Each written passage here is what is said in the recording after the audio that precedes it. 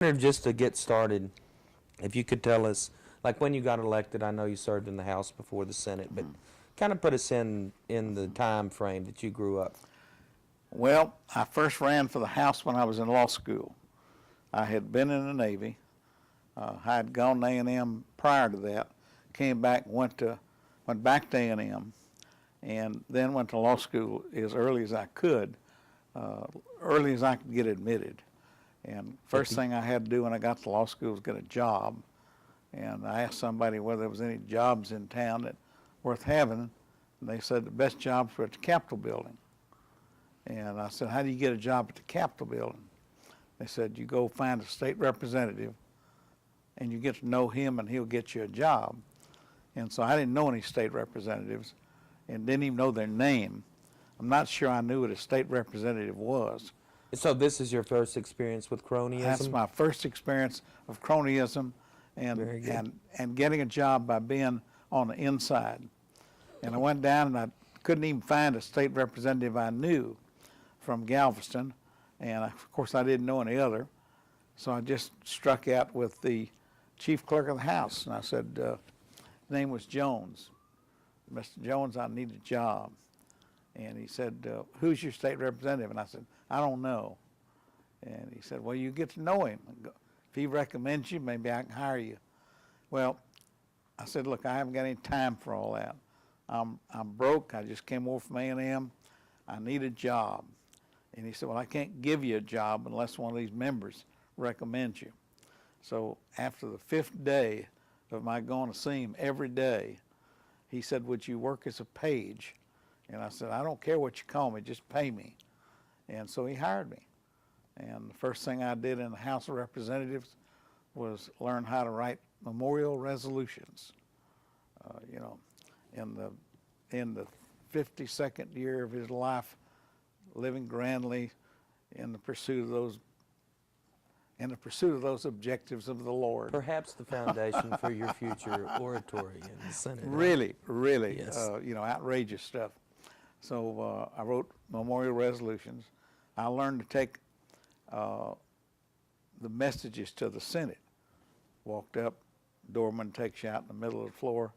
Mr. President, I've been advised by the House to inform the Senate. I've been requested by the House to inform the Senate that the House has passed the following bills and resolutions. And House Bill 22, House Senate Bill so-and-so. How'd you end up running? Read them off. Well, I did that for a couple of years, worked for the Legislative Council for my last year in law school. And during that year, I decided I ought to run for state representative down in Galveston because there was a race open. And I ran third out of a 5-man race on $900. And so I said, well, if you can damn near get elected for $900, I'll spend $1,000 next time and beat the odds. But I did run against the fellow that won 4 years later, and I did win. Yeah. His name was Harold C., and I ran against him in 54. And so my first session was 55. And then you were there? There 55 and 57, those 2 years. But I got beat when I ran for the Senate in 1958. So my first 2 races, one for the House and one for the Senate, I lost. In the second race I won. But on the Senate side, in 58 when I lost to Jimmy Phillips, he saw the handwriting on the wall, and he served in the 59th legislature, well, in 59, I don't know what the number of the session was, but he served in 59, and then he just pulled out, went to work for Dow Chemical Company, as I put it, full time. He had been working for him half-time in the Senate and getting full-time pay, I think. But so he ducked out, and there was a special election in 60, and I won that special. I'm going to go ahead and ask you about this kind of out of the intended order, because you mentioned the Dow Chemical. You've always been known as a liberal member of the Senate. Was that how you saw yourself? More radical than liberal. More radical. Yeah, liberals is sort of a political position of intellectual students and debaters. You know, And in the practical world. In the practical world, you got to be radical. You got to be a bomb thrower, and you get up and philosophize on everything and tell them how wonderful it'd be if you could do this and if you could do that. Radicals get up and say, if you don't do this, I'm going to blow the goddamn place up. So in 1960, when you ran for the legislature, you were the bomb thrower in the Dow Chemical Company. They tried every damn way they could. In my special election, there were 6 or 7 candidates for that job. I think 3 of them from Brazoria County, and a couple of state representatives from Galveston County, prior state representatives, 1 at least, and just a variety of people. But I recall there were 6 of us in the special. Now you were running in the primary, and yet in 52 and in 56, the governor of the time, Alan Shivers, had led many Democrats over to the Republican nominee for president. How was it growing up as a bomb thrower in a party that was fractured in such a way that every presidential election there was this great divide? Well, there was a natural inclination on my part, which I didn't know arrived in my political life or in my thinking until I was actually running. And the Supreme Court of the United States ruled in Brown versus the Board of Education that education had to be equal and not separate but equal. And equal education just shot these radicals and bigots and racists off into space. I mean, in 1955 and in the 54 election, we had the White Citizens Council. So how does a Jewish bomb thrower get elected in that kind of climate? Well, it was easy to get elected because there was no fight in the primary. The fight hadn't begun yet legislatively.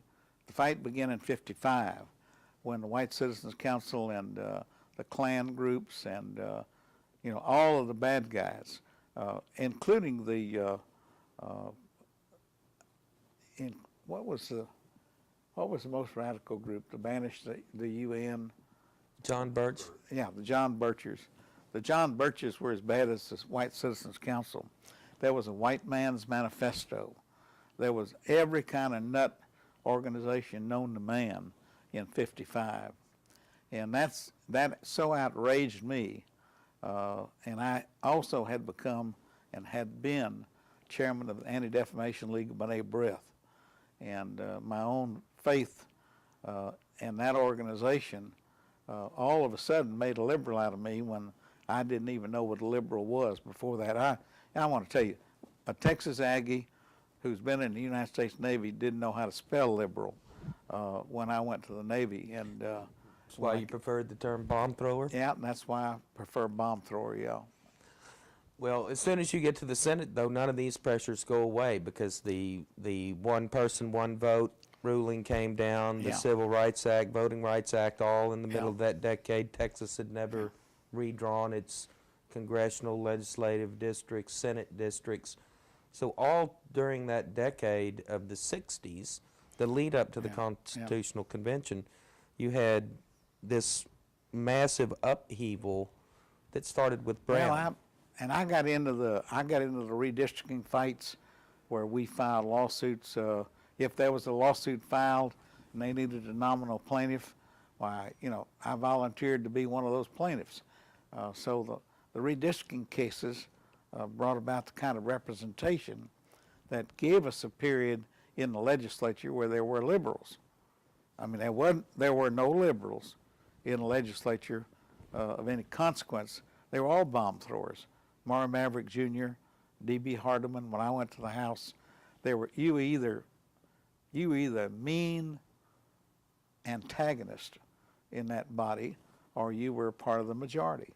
I mean, they just wasn't. The majority being rural, right-wing, conservative bigots.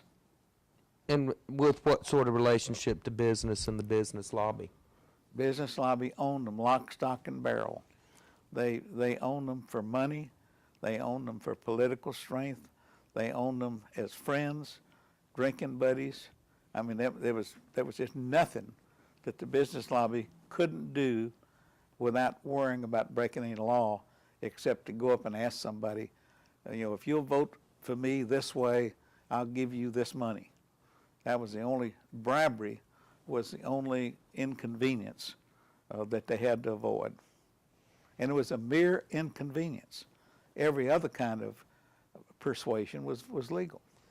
So would you summarize then your first, say, decade or decade and a half in the legislature as being of an ideological minority that was fighting, sort of this in-place institutional monolith that I was a legislative created liberal. I mean, the bigotry and racism of the legislature that I was elected to created this monster in me that I never even knew existed. I mean, I got so damn mad hearing these guys, and there was no time when they wouldn't use the N-word. Everybody in South Texas was a Mexican, and what the blacks were, and the Jews. I mean, they had as much contempt for me just because I was Jewish as I had for blacks because they were blacks, and the so-called Mexicans because they were Mexicans. And the language on the floor of the House, I'm really sorry that we don't have good records of that, because you could just sit there and fume over these guys posturing themselves as being great Texas heroes, and that included our statewide elected officials. And they were as big a fraud as the people in the House. Although the House had bigger frauds, they were smaller people, and they had a smaller stage. And the Senate was just absurd. The reason I ran for the Senate is because I envisioned the Senate as being the sorriest bunch of white men I had ever seen in my life. And then I became a part of them. And they loved me. Here I am. I'm a radical Jew, labor-oriented, 100% liberal voting record, elected member from Galveston. And I'm the youngest member in the Senate at that moment of time. So I'm young, arrogant, Jewish, and insulting. And that in itself... It sounds like quite a combination. Made me That's how I've always found you too, by the way. Made me a very unpopular senator.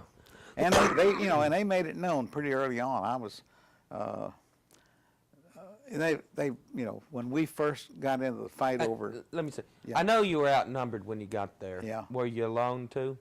Oh yeah. I only had one friend in the Senate of any consequences then, and that was Andy Rogers, who was also a loner from Childress, Texas, poor as a church mouse. And when I finally got to be President Pro Tem, I had already been passed over once because of this Jewish, arrogant, youthful, insulting, liberal posture of mine in the Senate. And I had also gotten into battle over executive sessions and secret votes and all of that. And the day I was nominated for President Pro Tem, Andy Rogers wore a button that said Christians for Schwartz. How'd the business lobby treat you? Who was the business lobby? Well, the business lobby was the Texas Manufacturers Association, first of all. And their lobbyist died just the other day, and one of my senior moments, I'll think of his name in a minute. Kevin? No, before anybody. And he was a great guy, but strictly the orientation to business. The chemical lobby, of course, was Whitworth. Harry Whitworth would do anything as a lobbyist. And like I said before, the only limitation lobbyists had was the outright bribery. And other forms of influence were totally legal. Everybody. As long as there was an express agreement. Oh yeah. Yeah. Everybody. They all carried cash. They all used cash. It was almost. I was afraid to carry a $100 bill around with me in the Capitol building. Even if I'd had a $100 bill, I wouldn't be caught dead with a $100 bill in the Capitol building, because lobbyists had all the $100 bills, and the members that took them had all the rest of the $100 bills. And I'm not kidding you. It was so gross. You know, there was a joke about the first term member coming up and a lobbyist telling him he'd been entitled to a new car.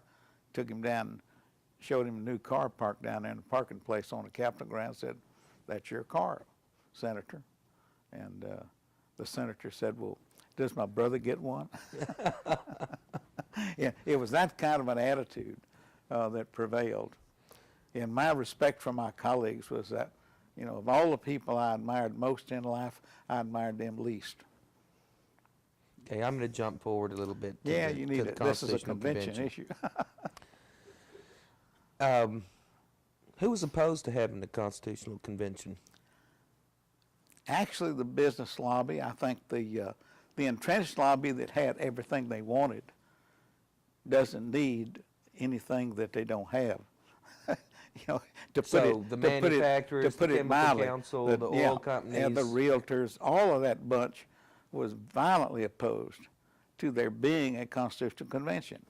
But they made the mistake of letting Bill Hobby be lieutenant governor.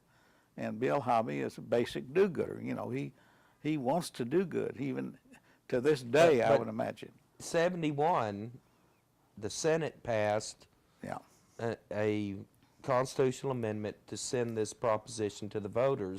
Barnes was lieutenant governor. Yeah. Where was he at on this deal? Was this Well, his project? I don't remember anything specific about Barnes, but Barnes was a golden-haired boy who wanted to be governor and be president. Barnes was the original Bill Clinton. But for Sharpstown, Barnes would have been years ahead of Bill Clinton, and he would have been a national figure. He had every attribute that Bill Clinton had, and every fault, I think, you know, combined into the same personality. Yeah. Yeah. But he was. Here's something that's always bothered me when I think about the Constitutional Convention. In 1971, the Senate had a chance to draft and pass a constitutional amendment providing for a convention or the adoption of a new constitution. Yeah.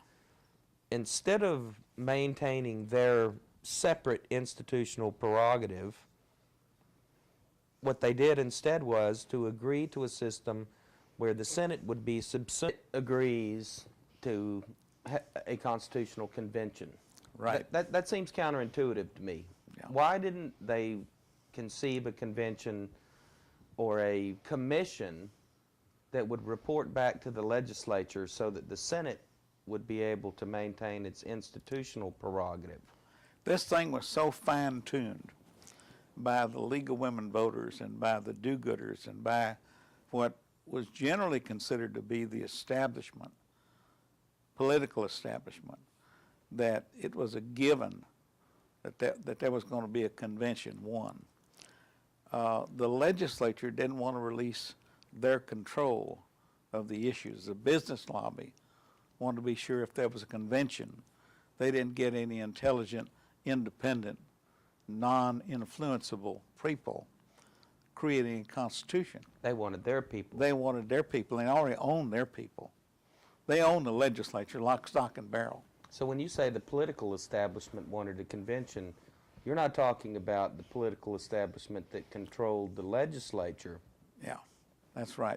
I'm talking about the folks back home who were entrenched in the communities and who were the establishment back home, the respected do-gooder teachers, educators, intelligent business people who didn't know that their lobby didn't believe in what they believed in, you know, who really thought that if they had a good constitution, they'd have good government.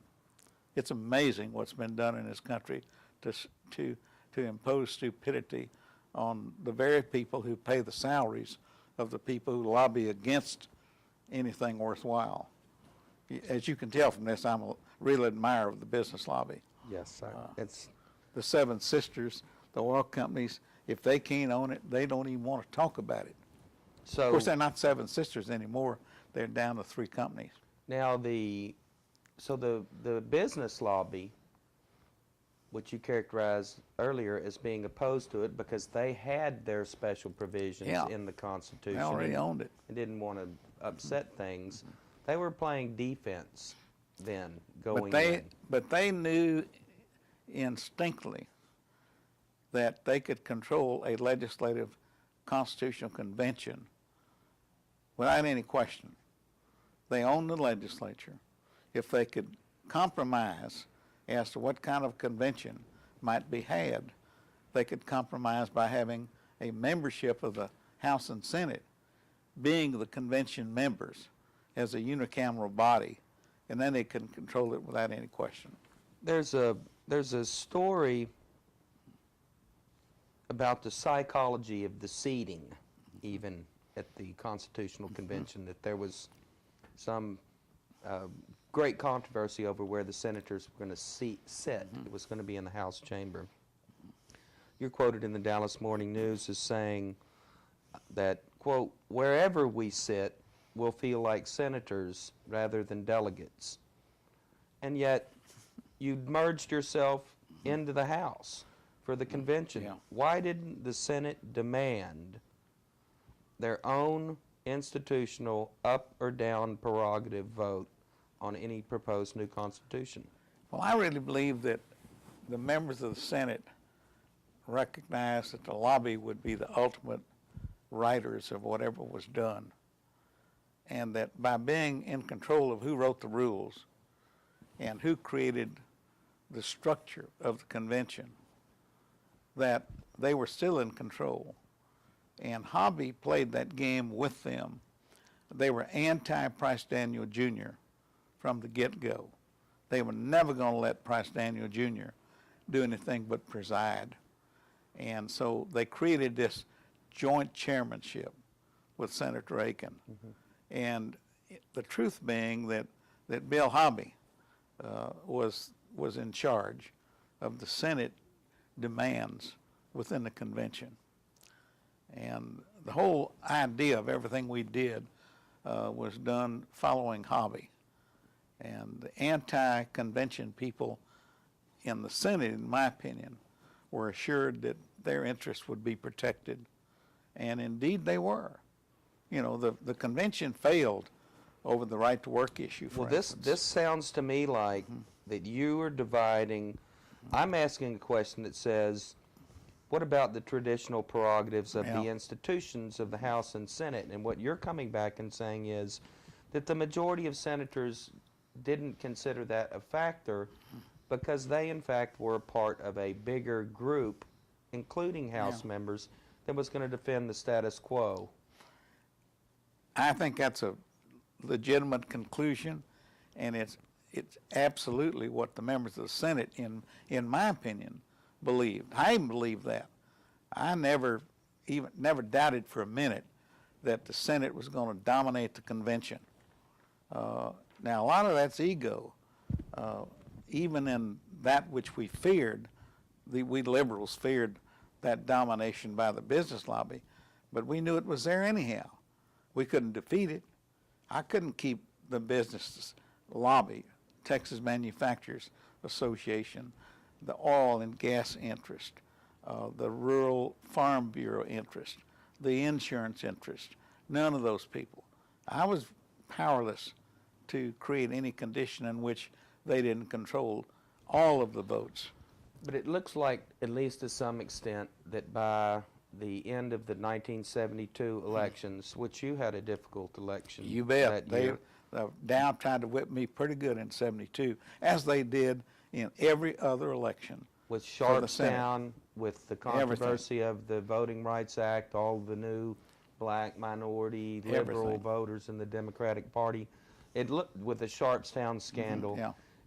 With your victory, it looks like to some extent the business entities that were, in your words, controlling the legislature at the time, at least been knocked back on their heels a little bit in the '72 election. And when they showed up in '73, half of the characters that showed up at that convention were brand new. That's true. And they would have very much liked for me to be one of the folks that was missing. They ran nothing but lackeys. I mean, there was never a candidate that ran against me. You came pretty close to losing that election, That's like right. 800 votes. Oh, yeah. '72 might have been closer than that. I haven't researched it in a long time, but 72 was a bad election. Dean Nugent ran around the district. A House member. House member from Texas City with a pocket full of $100 bills. Every time Harry Whitworth passed him in the hallway, he must have given him a new pack of $100 bills. And I don't mind saying it, you know. He's dead, and his wife's even deceased now, so I can say anything I want, I guess, but I wouldn't mind if they were both living. The fact is that he never declared any contributions of any consequence. You couldn't find Dow Chemical Company in his field of support anywhere. He was a typical whore. I mean, and he ran 3 times, and he ran with Harry's money every time, but he almost won. But in that 73 session, after Sharpstown, Yeah. after your close call, the business lobby was facing some uncertainty, and it seems to me at that point the convention would have gotten a lot more important to them. A lot of people have seemed to taken it as not quite seriously, and yet by the time the convention met in January 74, you had a whole bunch of new people who had to be at least unknown quantities to some extent. Well, Louis, you got to remember that with the lobby, an elected member is never an unknown quantity. They've already had their money out there en masse. But They've these are the reform candidates. Yeah, they're big reform candidates in Texas. All that bunch over at the Capitol building now are reform candidates. All the Republicans who took over from the Democrats are reform candidates. If the truth be known, they really were reform candidates when they got elected. But the lobby knew they controlled them because they elected them. And in the final analysis, these reform candidates go back to doing what the business lobby wants them to do. The business of business in Texas is owning the legislature. It's never been different. And I've never said for a moment that the Republicans in office today are less than the Democrats who controlled the legislature in my time. I had no respect for the legislative control in my day as a House member. I mean, as a matter of fact, I believe I respect the body of the Senate less that I served in than I respect the body of the Senate today. I think these guys are smarter, they are younger, their only flaw is that they are Republicans and that they are dictated to by the Christian coalition and the right wing of the Republican Party. That doesn't mean there's anything wrong with the Christian coalition, but it is the right wing of the Republican Party. And so they've got to be for vouchers. They've got to spend their life worrying about whether somebody prays in public school when they can all pray in public school 24 hours a day if they want to.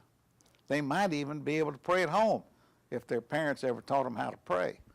But that false battle on the part of the ultra-right, you know, makes the Republican Party a lesser party in many ways than the Democrats were in their day, but in a different way.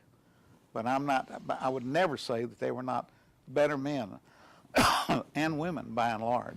The morning news said in 72 that you had. For 1 second. Okay. Do you need some water? Is that okay? Louis? Okay, yeah. Does that fit in with where you're going? Yeah. Thanks. And we're rolling. There was some sense that after the 72 election, somehow the liberals had taken over. I want to read you a quote from Ray Hutchison. If he, Price Daniel Jr., if he were to appoint a labor committee of the same stripe he appointed as House Speaker, then I think we've got a real problem. He wants to know where he stands on such, quote, critical issues and the right to work concept as a fundamental right. It seems to me that what a lot of these Dallas conservatives were saying was, we're in danger of being run over in this constitutional convention by the liberals. They made the claim with respect to the commission, and they made the claim with respect to Price Daniel Jr. they made the claim with respect to the convention itself. How would you respond to that? I think they had a legitimate fear because they had let Price Daniel become speaker. I mean, they missed that boat. He was going to be in a position of influence in the convention, and so they were left with Bill Hobby as their sole provider to balance that fear of theirs.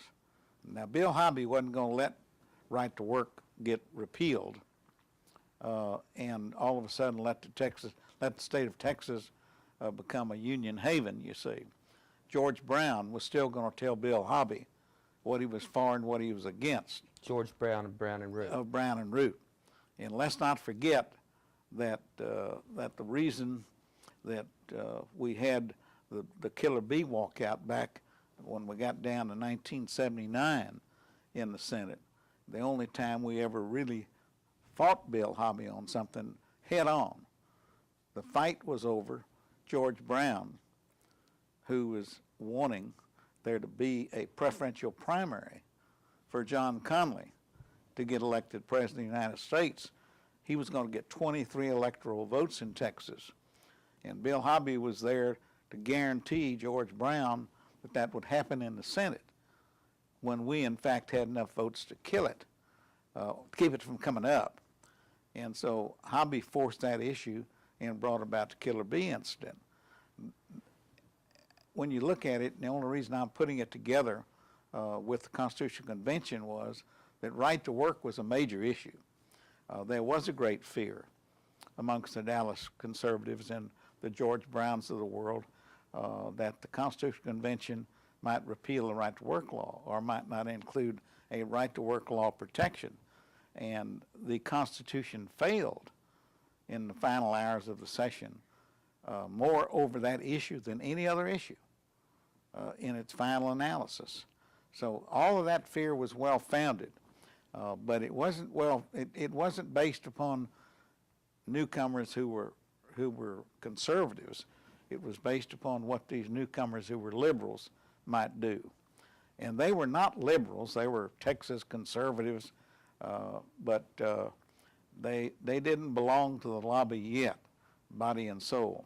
Would you say that their relative inexperience made them more susceptible to support Price Daniel Jr., who was seen as a reform speaker coming after Mutcher and such as that? Yeah, I think you could legitimately say that it was Price's influence on newer members that always plays into the factor of, if I'm a friend of the speaker, I get taken care of better in the next session. So if I can favor the speaker when the speaker needs me and when I don't get hurt by it, then I'll favor the speaker. And that played a big role in what they did. So would you say that because of that, that sounds to me like it enhanced Price Daniel Jr.'s power and ability to push things one way or the other in the legislature, the sense that these people may not be fully invested, having just been first-term members? He had a wonderful opportunity, probably the best ever, but he didn't have the leadership ability to hold it together. Is it because he made himself a lame duck going in? Well, it might have been that, and it could have very well been just an inadequacy of leadership. You got to be in that capacity, whether it looks good or doesn't, or whether it actually can be determined. There's got to be a charismatic part of your personality that keeps people together so that they'll follow you over the edge of the cliff like the lemmings, you know. And the House today is a pretty good example of a body of lemmings willing to go over the cliff. Well, we don't want to get you in trouble with the current leadership now. I thought you were limiting yourself to criticizing people that were dead. Well, I must say that there's a bunch of folks in the House today who are going over the cliff and don't know it yet. The election here in Austin yesterday for a solid Republican seat, Pretty unbelievable. unbelievably went to a Democratic teacher candidate who would have won but for the fact there was another lady in the race as a Democrat who got 10% of the vote. Yep. And she would have won outright against a multimillionaire former Dell executive who is a Republican and who can be expected, book, line, and page, to go down the party line of the conservative right. A lot gets made of this, or in the press of the time, a lot was made of this idea of there being a dichotomy between a group of members who wanted to have a more limited revision of the Constitution and those that wanted to do a wholesale rewrite. Yeah. And oddly, it seemed to me that the people you see wanting to keep, quote, legislation out of the Constitution are people that you would normally associate with the business lobby or the conservative interest. Why would they be for a more narrow document when, for instance, there was banking issues in the Constitution? Why wouldn't? How did the banking issue, the ban on branch banking, the usury, how did those things play into moving? Well, all of the special interests that exist in our legislative body and in the lobby in Austin are going to try to take care of their business under any circumstance, constitutional convention or legislative session. And that's what they were doing. And I just had a field day every time something came up, like the Railroad Commission business, the oil and gas interests trying to take care of their business. We had a great battle. Me and Don Adams has an 18-minute segment of the battle between me and Don Adams. And he's my best friend out there today as a former member. And the fight was over whether the Railroad Commission would even be an elected body and things of that nature, and whether they could still dominate the field of taking care of the oil and gas So interest. the Railroad Commission was a constitutional entity. You bet. And during the convention, there was a move to remove that That's from the right. Constitution and just make it a statutory body. That's right. Who was in favor of that and who opposed it? Well, I don't remember anybody in that battle except me, but there were countless others. But the main battle on the front mic and the back mic was mine and Don Adams. You got a great quote. I held up a Texas almanac. Let's see if you've got a quote from that. I've got a quote from you.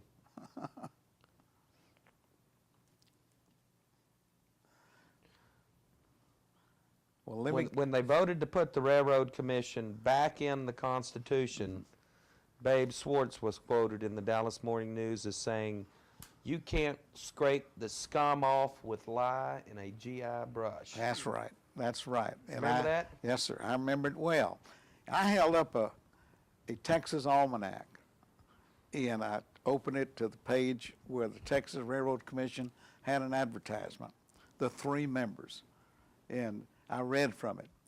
I said, "The Texas Railroad Commission has served the oil and gas industry well and faithfully for 50 years," or something like that. And I said, "Read it, members. Does it tell you anything? They have served the oil and gas industry faithfully.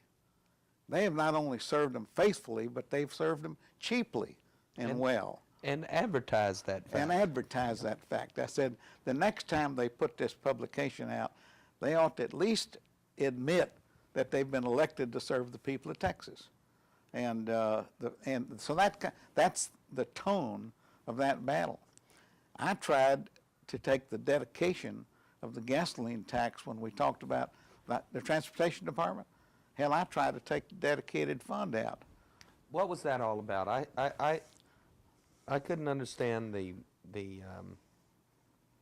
that tax issue.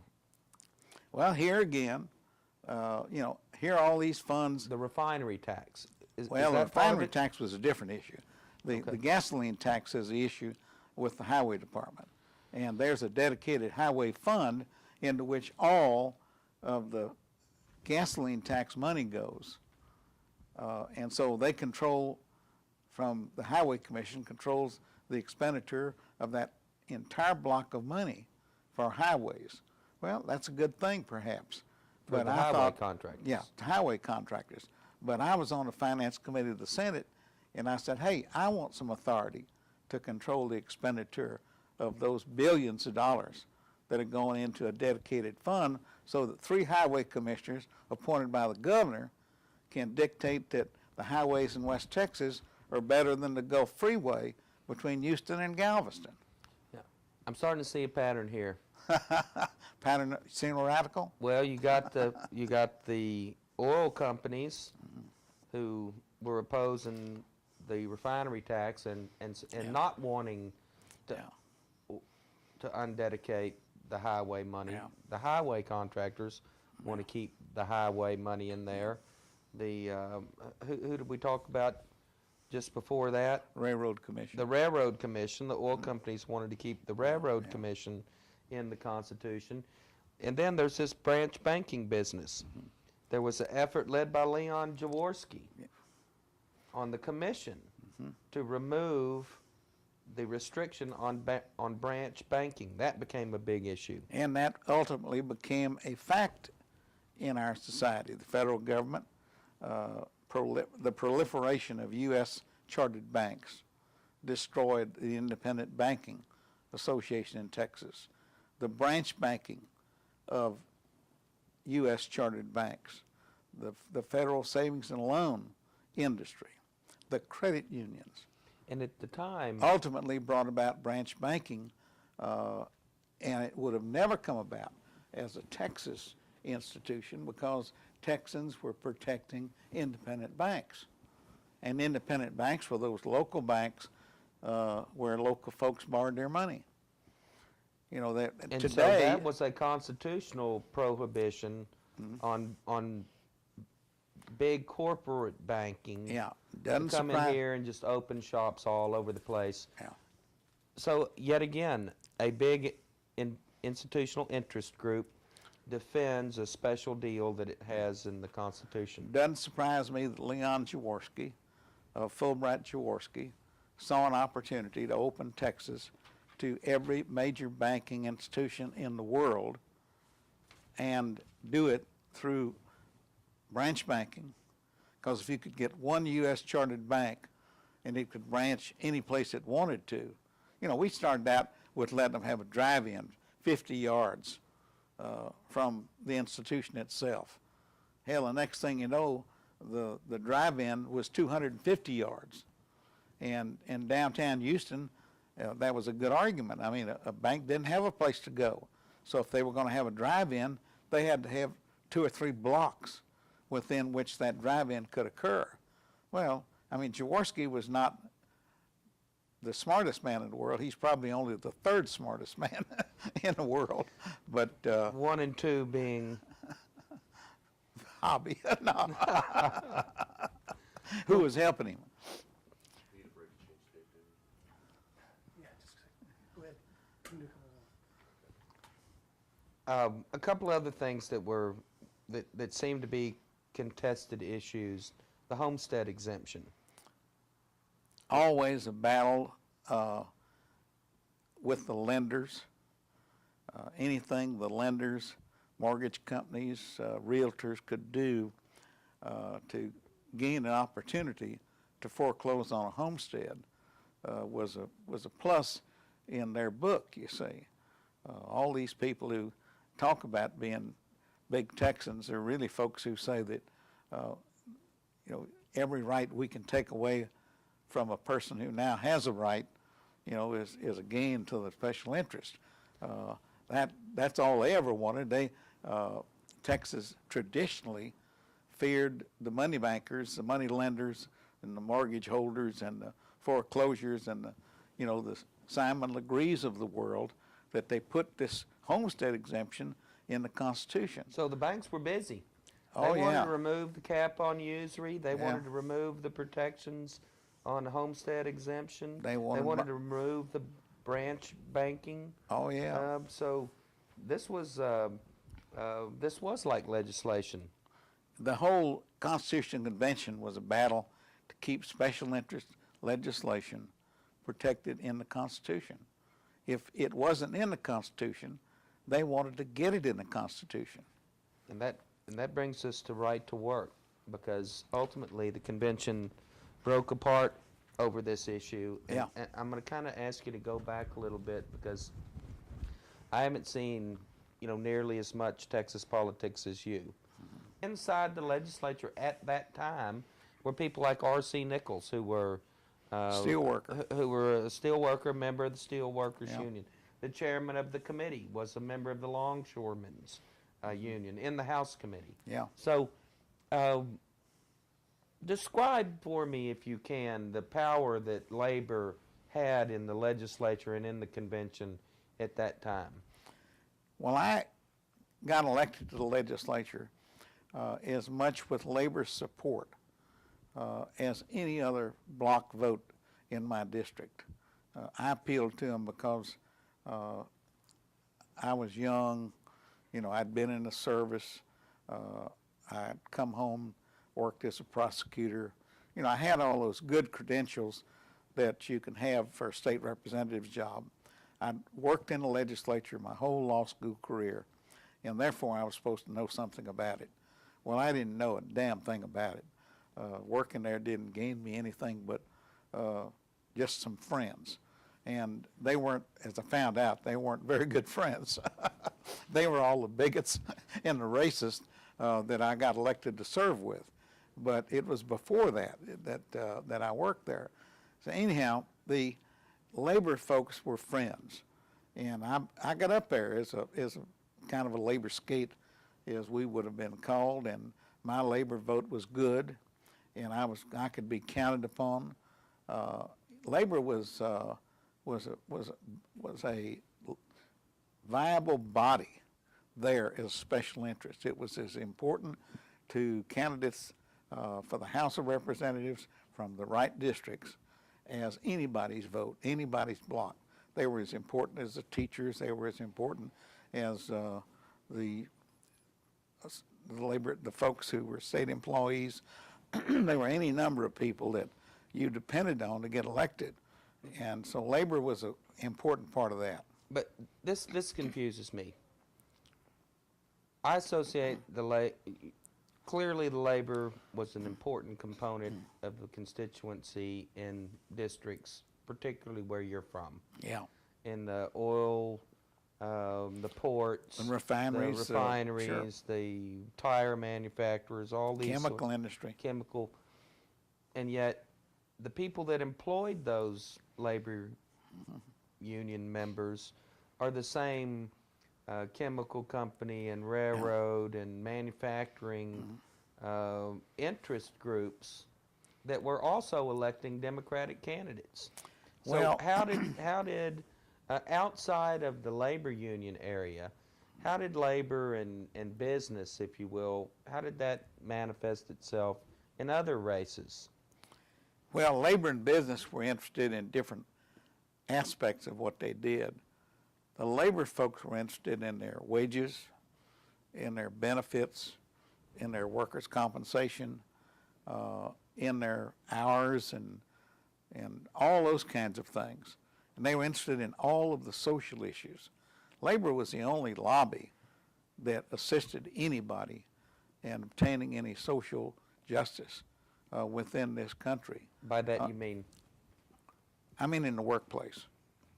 The teachers' lobby was for working folks, but only teachers. They didn't do battle for anybody but teachers. Unions did battle for people who worked for a living, even though they were not union people. They weren't paying union dues. But union believed the union issue was always, if it's good for the working man, it's good for us whether he's a union man or not. But we will then go out and organize him or her into a union. But the business lobby is only interested in the union from the standpoint of being able to be sure that their benefits are not too good, their workers' compensation is controlled by business as opposed to the worker. And all of those issues that give business And so, It's better bottom line.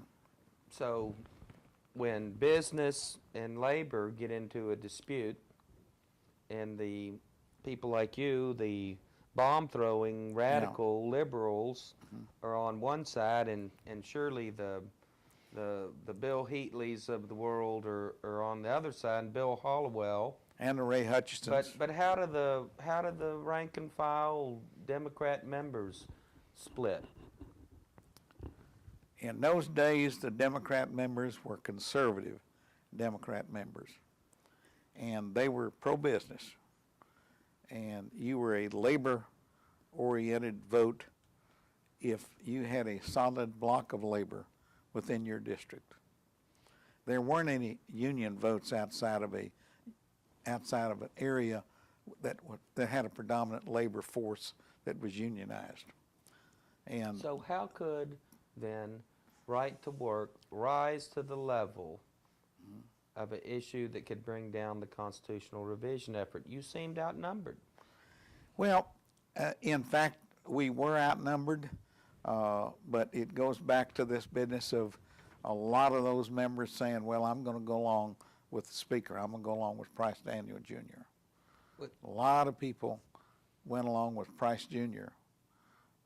In terms of the votes during the session. On the final vote, it was a different issue. On the final vote, the business lobby had gotten up in arms and gotten their stuff together and told everybody where the money was in politics. And it's that same old story. They go to these guys and take them to lunch and tell them, you know, you're the kind of guy that's got gubernatorial quality. If you stick with this game, you can go anywhere. You might even be president. And they only tell that to 100 out of 150 House members every session. The other 50, they tell them, you were already president. You know, you were in control. You're running this show. I mean, with your strength and guts and charismatic qualities, you were already at the head of the pack. So they tell 50 of them that they're the leaders, and they tell the other 100 that they're about to become a leader and a president. And just stick with me. Hell, Harry Whitworth told me this before he found out I was a bomb thrower. You know, on a duck hunt over at Dow Chemical Company's duck hunt or somewhere. Dow and the sulfur company. So even the bomb-throwing radicals weren't opposed to going out to the hunting lease with Dow Chemical. Not until it got too boring. I mean, after a while, it got awful bad. I want to follow up on this idea of a division between the liberal side of the Democrats. There's a funny quote. Billy Williamson of Tyler Yeah. said, made a parliamentary inquiry to the chair of the convention, and he said, Mr. Chairman, when two liberals are arguing, how are conservatives supposed to know how to vote? And several of these issues, branch banking, homestead exemption, usury, education, there were liberals up on the floor of the convention arguing about each other or with each other while the conservatives just sat back and watched it happen. Well, Billy Williamson was making a good joke, but let me just tell you, somebody trying to find out how to vote in the Constitutional Convention was in no trouble. How so? Well, there was the leadership signals, like everything else. The best lobbying I do is on the most difficult issues, when I can round up the right client with the right amount of money and show them how to divide the House into little blocks of 10 or 15 members. Usually I'll take a chart, seating chart, and block out 15 people, and then block out another 15 people. And then we select who's in charge of that group of 15 people in that area. And who's responsible for those 15 people knowing how to vote right on which issue, and for telling me so I can have a scorecard on how many of those 15 people in his little block are a cinch and how many of them are slightly questionable and how many of them are just against us. I'm interested to hear that that's your method, because my understanding is that your desk mate in the Senate was Bill Patman. Yeah. No. Well, as a matter of fact, Patman sat behind me, yes. We So- didn't have desk mates. So And we I was- didn't draw a box around the No. Schwartz-Patman No, desk. you didn't draw a box around any area of the Senate. You went and counted them yourself. I used to go ask everybody, say, well, how are you going to vote on my bill? I need 21 votes to get it up. This is an exaggeration, of course, but, and they'd say, well, I don't like it. You don't like my bill? No. I got anything else? Well, I don't even like you. I said, well, that's acceptable, but is there any real issue for you not to vote with me? I said, well, your staff is a bunch of, so-and-sos, and they're insulting as hell. Okay, so you don't like my staff, you don't like me, you don't like my bill. Well, that's not much of a reason. Well, your wife ain't very nice to me either.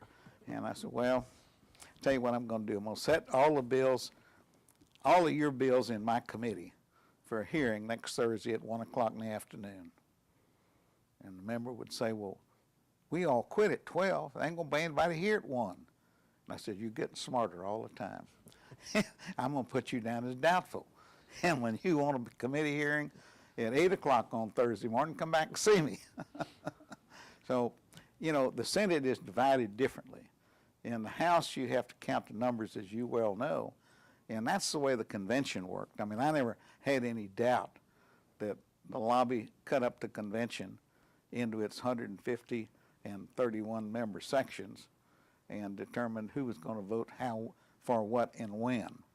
And the word went out. And it was the duty of that leader of that group of 10 or group of 15 that he was responsible for. Remember, he's a leader. He's going to be president someday. They're going to help him be speaker or something. So that's the system. And I don't think anybody ever had any trouble. Billy Williamson never had any trouble knowing how to vote conservative. You can bet your butt on that. Speaking of speakers, from the moment that the convention opened in 1974, there was a speaker's race going on the floor of the convention. Price Daniel Jr. had said he's not running again. Yeah. Carl Parker, a good Union liberal, Should have won. running. Fred Head, another liberal, Yeah. Union supporter, running. Jim Nugent, Bill Clayton, both in the running. So all during the convention, you have one of the most political of political contests going on right on the floor of the convention. And in fact, just 2-3 months after it, Clayton announced he'd won the speakership. How did that look to the senators who were delegates and not directly involved in that, A? And B, how did that affect putting together blocks of votes on the floor of the convention? I probably wasn't enough of an insider in that House group at that time to pay much attention to it. Parker was my friend. I barely knew Bill Clayton. The people that I would have been interested in were Parker and whoever else might have been a labor-oriented candidate for speaker, because that would have been better for us as my bills would get over to the to the House. I wanted to be sure I had a friendly speaker. And I'm not embarrassed to say that Gus Mutcher was one of those friendly speakers.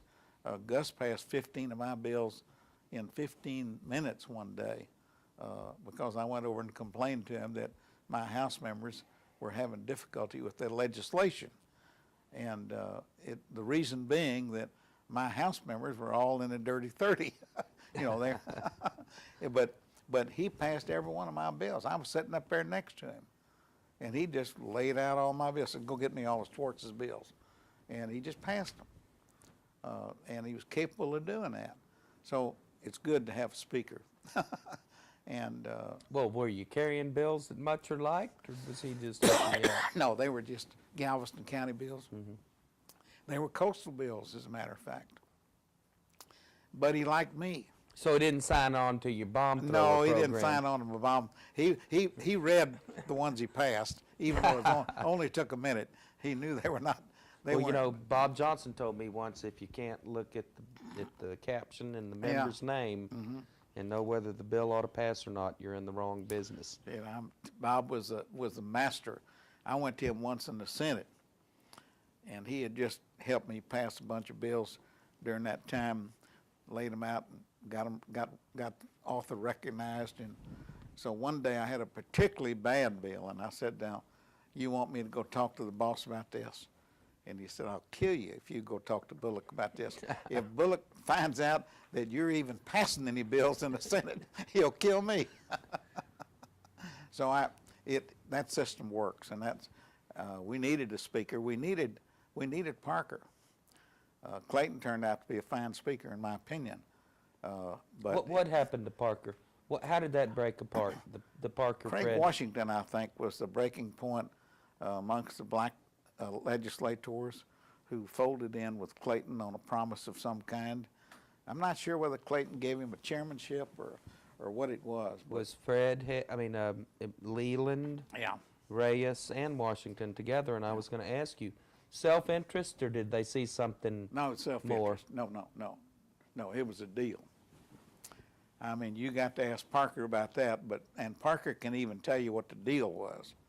But the deal started with Craig, in my opinion, because Craig was the brightest of the bright, and Clayton didn't have to worry about giving him anything he wanted. Well, and they had a long-term relationship. Yeah, And in fact, in '81, Washington ended up representing him on the Bry Lab yeah.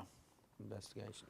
And that relationship was set in concrete and done, and I really think that Parker was relying on Craig in spite of everything, but he didn't get him. And Craig took Mickey with him, and I didn't know who the Reyes. Ben Reyes. Right, yeah. And that would have been easy for Craig and Leland. I So remember Craig and Leland had a fight over one of my bills once, and one of them had backed out on, I don't know, had voted wrong or something like that. And they started fighting each other, and it came back to me that it was either Leland or Washington that said to the other, said, "You need to vote with Schwartz, damn it, he's blacker than you are." So you would discount this idea that the Fred Head people and the Carl Parker people had such an antipathy towards each other that it not only gave an opening to Clayton to get Craig Washington, but that it might have also extended to the right of work, because they ultimately ended up voting differently. Yeah, and I won't claim to have any inside knowledge or insight into that battle, but I will tell you, and I go back to my old faithful premise, number one, is the lobby had more to do with it than the individuals, because the lobby still controls what happens in the legislature, and they controlled it then. And so Parker was more of a threat to the lobby than Clayton. Clayton was going to be their boy. Parker's crazy like me. You know, you can trust him to the point that he may agree with what you're doing, or he may even disagree with what you're doing and occasionally do what you want done because you may be right. But if he gets crazy about it and decides that you're a thief and a crook and a right and every other thing that can be thought of in the mind of man, then he is going to be a terror to deal with. And so that's what they always thought about me. You know, They were right. They were right. And, you know, he's a nice guy to drink coffee with, but goddamn, you know, he'd go crazy any minute. Yep. Was that you or Parker? Yeah, or me or Parker. You are poor. That's right. I was talking about me, but So let me see if I can summarize this. There was a lot of good government type people that thought reforming the Constitution was a good idea. But at the outset, you would say that the big business institutional interest would have been opposed to that. I think it was engineered with that group of people out of the business community that had the prestige in the legal centers and the law schools and the do-gooder associations. And out of that, they contrived this idea of let's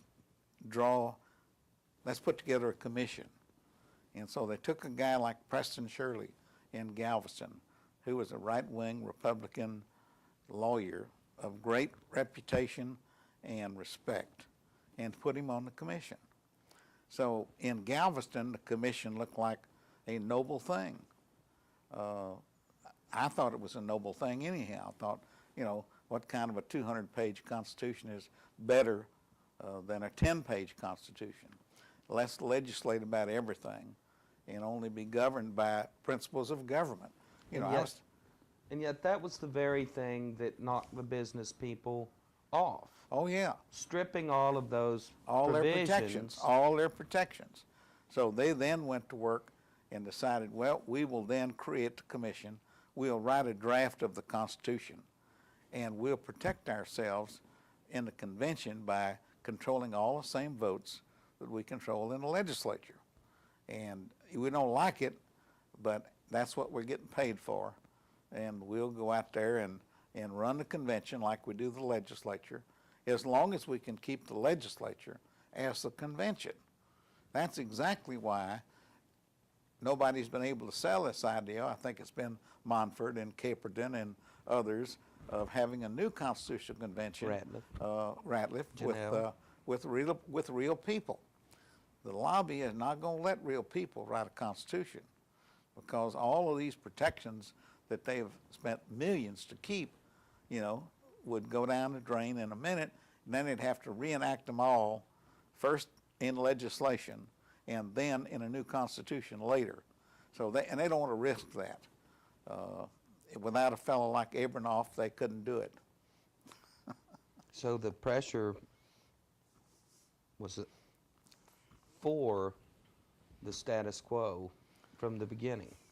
From the beginning, book and page. It augured against the new Constitution, Yeah. even as people were being pushed towards it.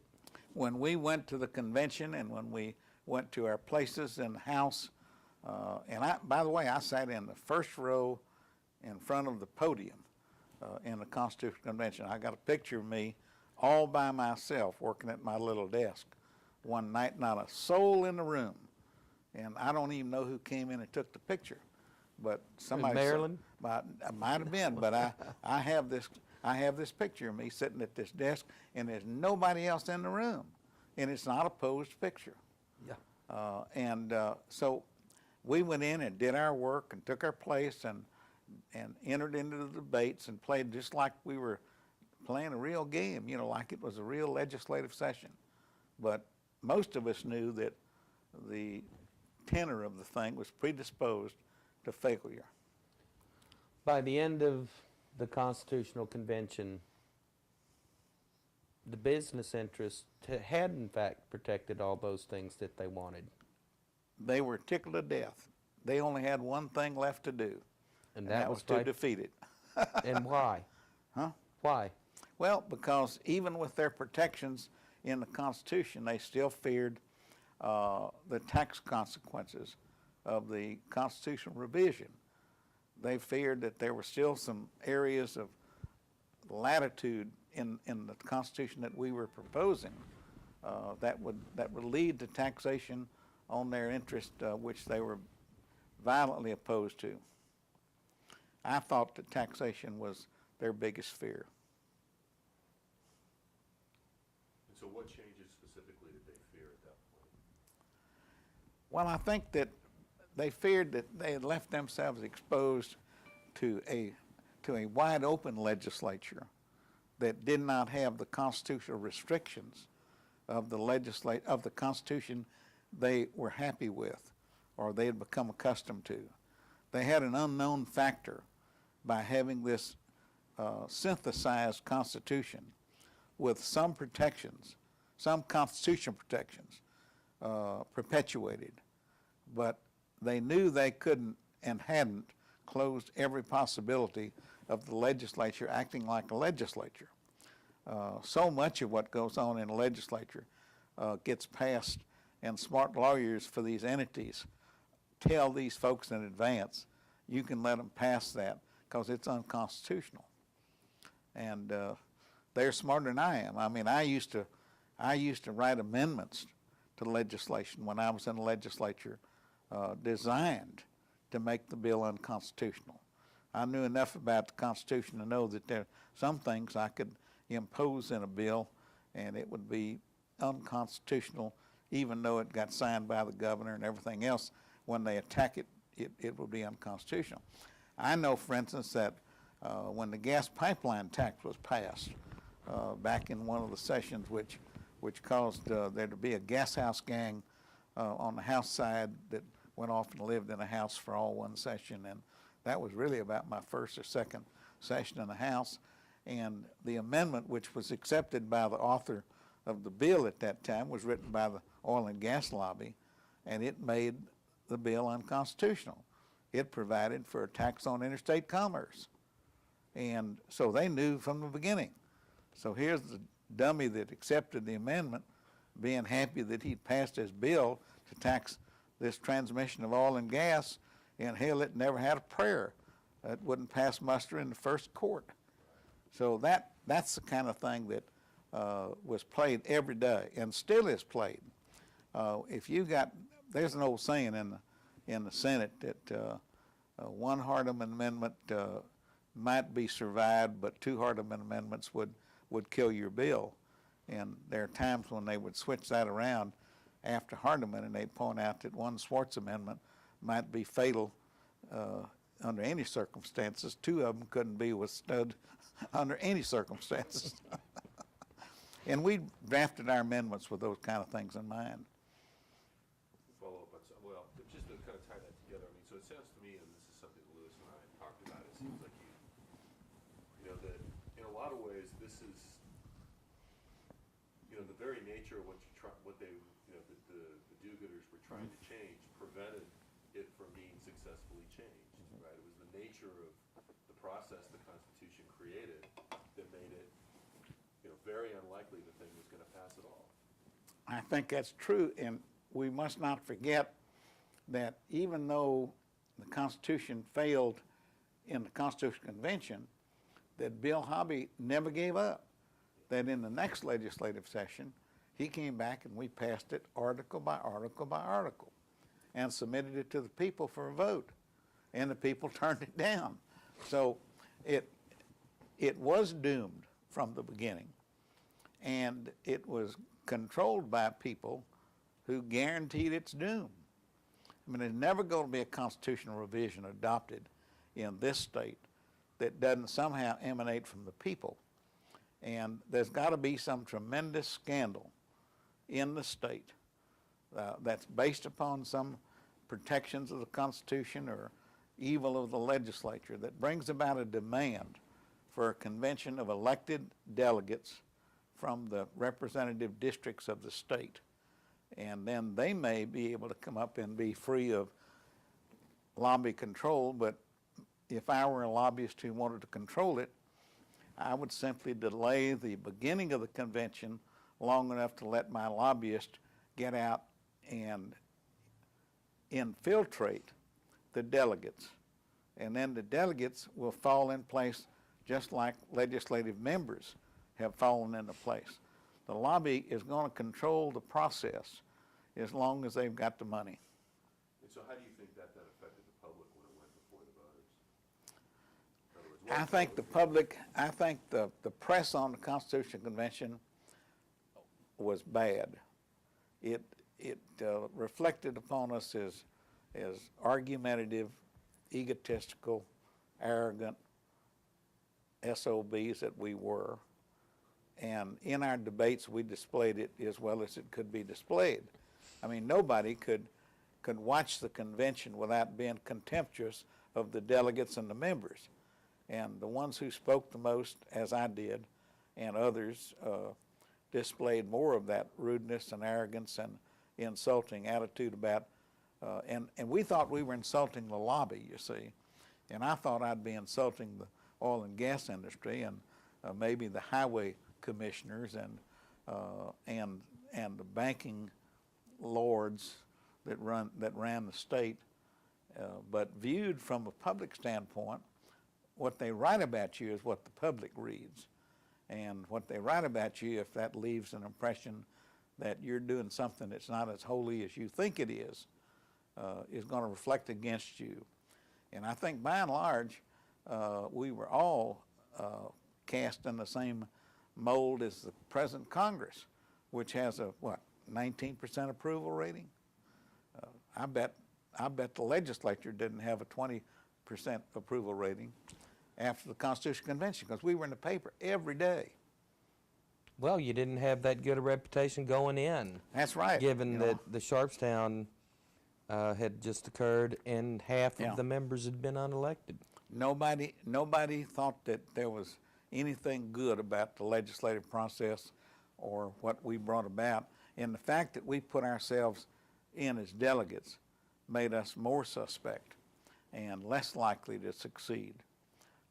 It's just not a pretty process, and the most trite expression in the world is that nobody wants to ever watch sausage or legislation being made, and that's basically what happened to the convention. We've been here a long time, but we really appreciate it. Oh, I want to follow up with something else. Sure, I want to kind of follow the labor thing, just like the rest of the story. Okay. You talked about the role labor played, and your explanation of why labor sort of, was powerful in certain geographical areas. That makes sense. Can you kind of trace that out? How does that decline? The labor movement, which in my early days was a real factor legislatively, and a strong, potent lobbying arm, was effective because, as I pointed out earlier, they lobbied for the working man, whether he was union or not, man or woman. And they gave the impression that they were the only voice of the people that was not controlled by the money folks. Certainly oil and gas didn't control labor. Chemical industry didn't control labor. The business, Texas Manufacturers Association, didn't control labor. Bankers didn't control labor. So they were the independent voice of the most people. Then the labor movement began to lose its force where they worked. They lost membership, they lost organization, and they lost their potency in the marketplace of ideas at the same time.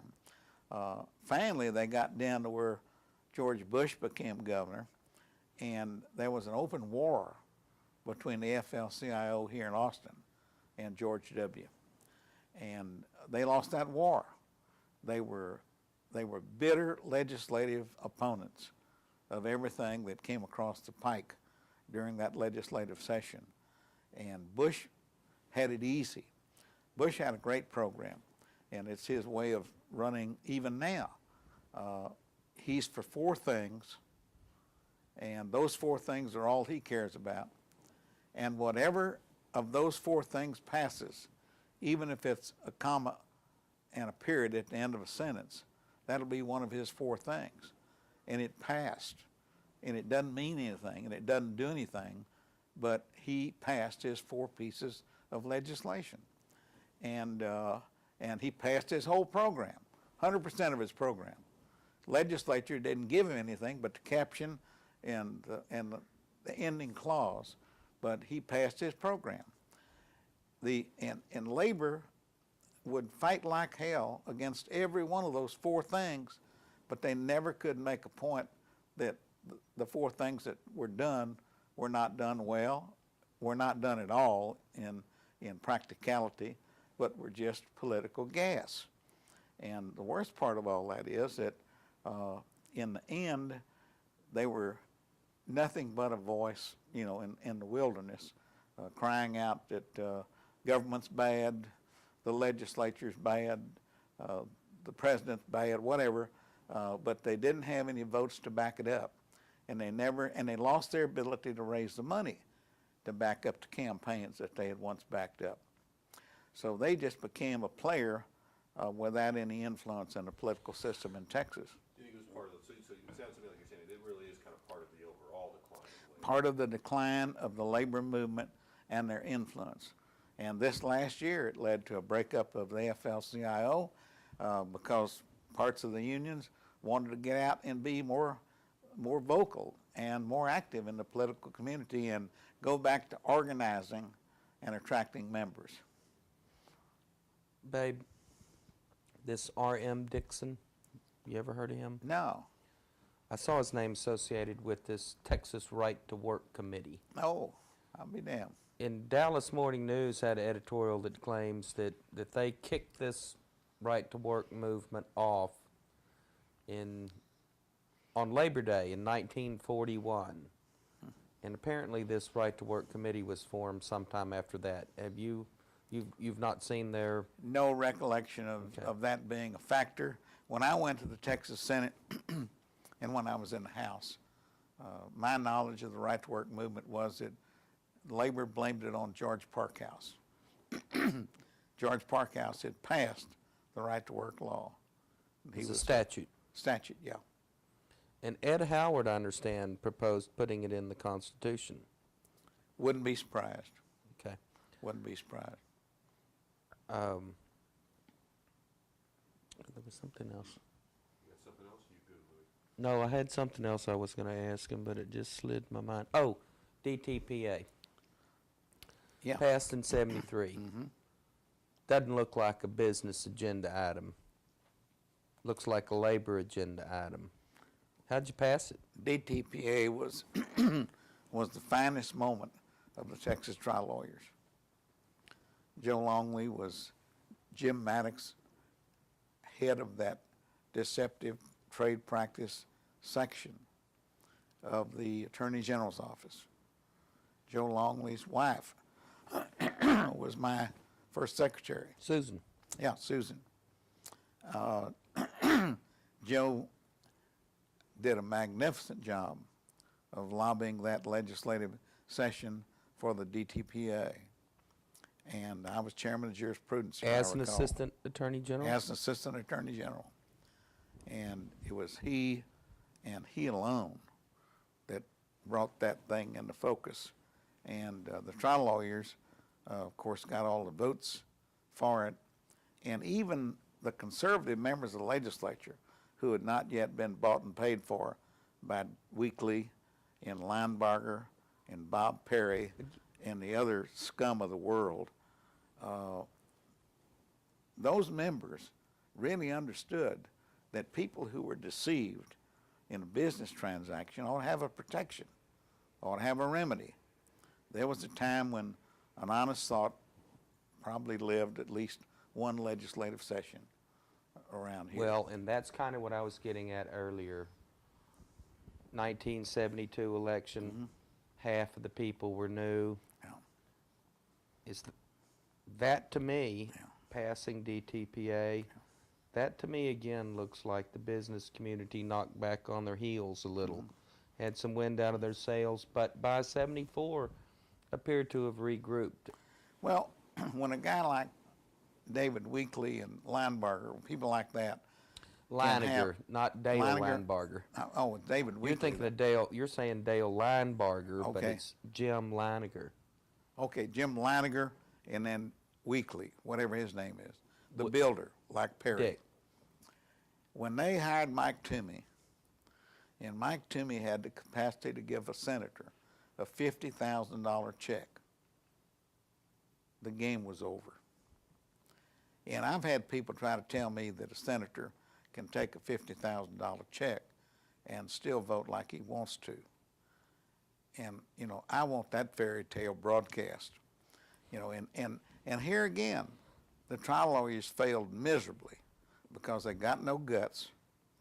All they ever had to do was to print in the newspaper the contributions from those three people to the members of the Senate during any battle and just say, do you trust these people? Do you believe their vote is independent? And I'm going to bring up Abramoff again. After Abramoff, there won't be any problem for a while in just advertising where the money comes from. And those guys are going to be afraid to vote for that money. they can't vote for that money anymore. It's going to be a very, very stinky affair in the next legislative session for people with Bob Perry's $50,000 and $100,000 contribution to create a new agency to protect his home building business, and then put his people on the commission, and then claim they were doing something for homeowners. That won't happen. I mean, he's going to go down in history as being a piker because of Abramoff. But at the same time, he and his ilk have put 3, 4 million, 5 million into the legislative process every legislative session. Yep. You got anything, Jim? I think I'm good. You covered what Senator, thank you. Thank you. was really useful. And we'll get a DVD. I just enjoyed complimenting my friends.